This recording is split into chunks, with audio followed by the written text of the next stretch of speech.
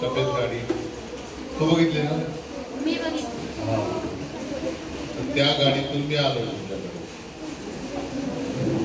आणि तुम्हाला खाली प्रदर्शन लावलंय 2000 छायाचित्रांचं, बरोबर? ते तुम्ही बघणार. पण तुम्ही पहिले मनाला विचारा की आपण देशभक्त आहोत काय? हो. पुरावा काय? पुरावा काय सांगा बघू. काय सांगता येत नाही, बरोबर. अजून बोला, पुरावा काय? मी देशभक्त आहे. आपण बोललो की नाही आता, मी देशभक्त आहे. याचा पुरावा काय सांगा. आता ही म्हणाली मला सांगता येत नाही, पण मी बरोबर आहे, तिने मनातलं सांगितलं. तर आपण रोज शाळेमध्ये देशभक्तांची आरती करतो. ते आरती कुठली असते?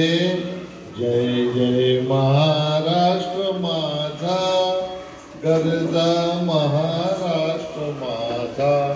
आरतीमध्ये जय जयकार असतो की नाही? आणि मग त्या आरतीच्या शेवटी शेवटी काय म्हटलंय? देश रक्षणासाठी लढला, दिल्लीचे रक्त महाराष्ट्र माझा महाराष्ट्र. तुम्हाला ते सांगता येत नाही. आता तू सांगायचं की माझा महाराष्ट्र म्हणजे माझ्या महाराष्ट्रातील लोक देशाच्या रक्षणासाठी लढले, त्याग केला, बलिदान केलं, घरादारावर तुळशीपत्र ठेवलं, कोणी फाशी गेलं, आहे की नाही? मग ते माझ्या महाराष्ट्रातले म्हणजे कुठले? सिंधुदुर्गामधले पण आहेत ना. मग ते तुमच्या घराच्या आजूबाजूचे आहेत ना. मग ते तुमचे कोण झाले? नातेवाईक. शाबास, टाळ्या वाजवा. ते आपले पूर्वज होते, आपले नातेवाईक होते, त्यांच्याच घरात आपला जन्म झाला. मग आपण कोण? मोठ्याने बोलावं. आलं लक्षात? आता सांगता येईल, आता निबंधात लिहिता येईल की नाही?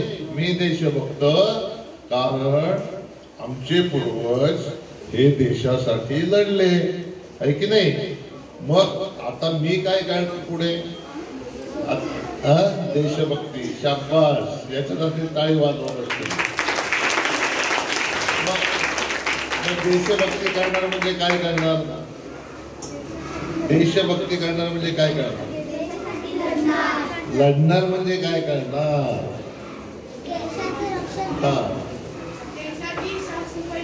शाबास, साफसफाई करणार. बरोबर. एक पहिलं उत्तर, टाळ्या वाजवा. बोल.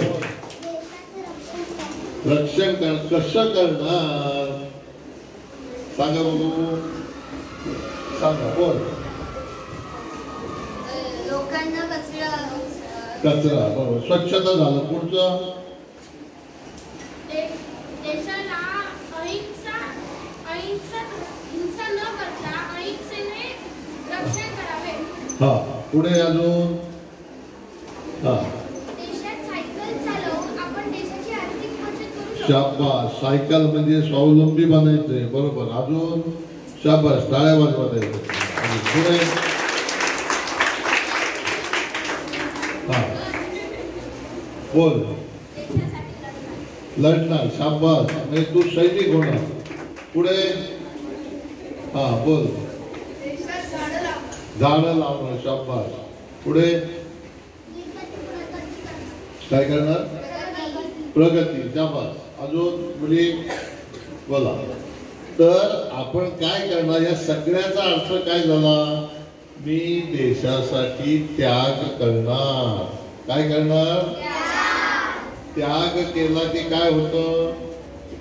भ्रष्टाचार, त्याचं वाईट सवयी, व्यसन, याच्यापासून आपण अलिप्त राहतो, आहे की नाही? म्हणजे एखाद्याला समजा गुटखा खातो, तंबाखू खातो, दारू पितो, त्याला आपण काय सांगतो? बाबा ते करू नको. म्हणजे त्याचा ते असते की नाही, हौस असते एकेकाला, तर ती आसक्ती म्हणतात त्याला. आणि आसक्तीचा त्याग व्यसनमुक्ती. व्यसनमुक्ती म्हणजे काय? हा, जे हावरटपणा असतो की नाही तो सोडून द्यायचा. कोणासाठी? देशासाठी.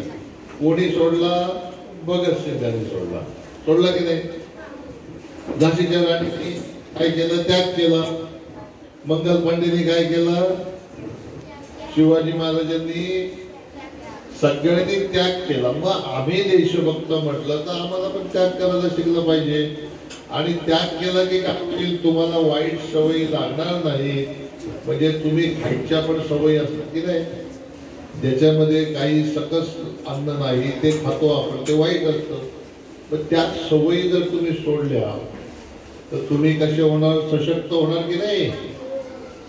सशक्त होणार. मग आपलं आरोग्य हीच आपली संपत्ती असते. काय असते? Health is wealth. बरोबर? संपत्ती म्हणजे पैशात मोजायची नसते. आपलं शरीर, तुमचं शरीर मजबूत असेल तरच तुम्ही देशभक्ती करणार ना, देशासाठी लढणार की नाही. म्हणजे तुमचं आरोग्य सांभाळण्यासाठी तुम्हाला त्याग करायला शिकलं पाहिजे. बरोबर?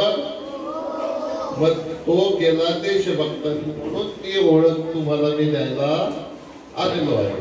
आता खाली पण खूप फोटो आहेत, खूप फोटो आहेत. एकदम तुमच्या गावाचे फोटो बघा तुम्ही. माझा तिथे महात्मा गांधींचा फोटो का नाही आला आणि अजून याचा फोटो नाही? तुमच्या गावातले फोटो तुम्हाला दिसतात त्या बघा पहिल्यांदा. आपण काय विसरलो? आपल्या गावातले एवढे स्वातंत्र्य सैनिक आहेत, त्यांची नावच नाही माहिती आपल्याला. तर ती नावं पहिले माहिती करून घ्या. समजलं? तुम्हाला तिथे समजा नेताजी सुभाषचंद्रांचा फोटो नाही दिसला, काही लक्ष देऊ नका, आहे त्याच्यामध्ये.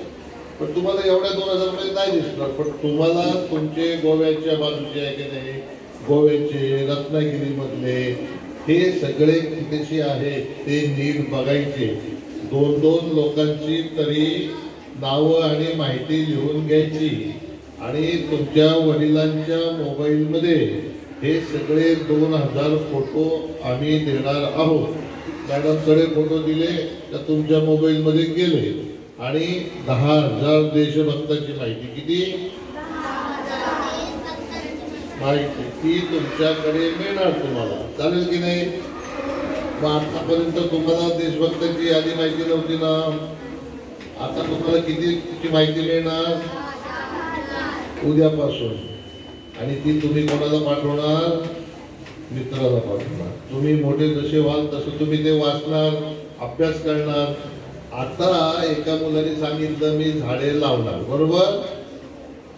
तो पर्यावरणाचा विषय झाला. मग पर्यावरण ही राष्ट्रभक्ती आहे. कशी? झाड काय करतं? मोठं झाड की सावली देतं.